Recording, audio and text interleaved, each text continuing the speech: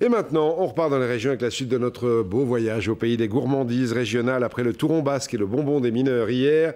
Aujourd'hui, la réglisse. On en fait depuis le Moyen-Âge du côté de Montpellier, dans une fabrique artisanale, l'une des dernières de France sans doute, à Saint-Gély-du-Fesque dans l'Hérault, Armel Hanou et Thierry Froissart.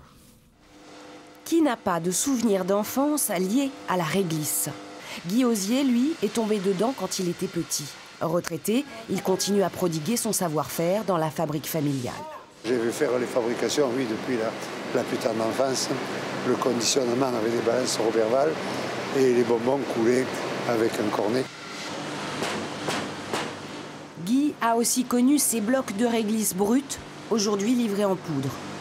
La base d'un bonbon à la réglisse, c'est quoi? C'est la gomme et le sucre. Et le sucre de réglisse, évidemment.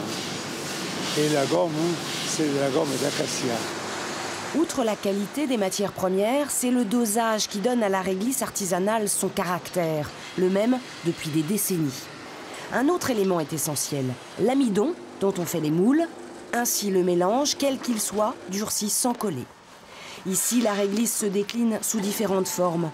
Petits masques noirs, figurines de jet, bateaux calabrais, carrés de réglisse pure, très forte et peu sucrée, ou au contraire, la douce pâte vanillée à la réglisse. Et surtout la préférée de Guy, la réglisse au miel. On me couchait tous les soirs avec une réglisse au miel et on vous dira que c'est très mauvais. J'ai encore quelques dents et j'ai 80 ans. Souvent, je dis que ce n'est pas un remède, hein, mais c'est un bonbon qui fait du bien.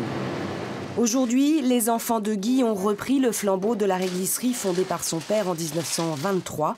Sa fille Magali suit notamment la distribution et note un retour en grâce des recettes à l'ancienne.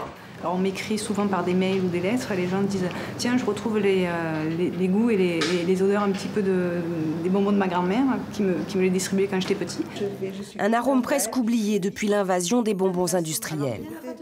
J'ai goûté la vraie réglisse. Allez-y, je vous voilà. Merci beaucoup. Oui, effectivement, c'est pas du tout le goût de la réglisse qu'on achète. Vous savez, les trucs ronds, là, les serpentins, là, ça n'a rien à voir. C'est pas du tout le même goût. Qu'est-ce que vous préférez? Ça. Mais un goût peut-être un peu puissant pour les jeunes papilles. On est un peu fort.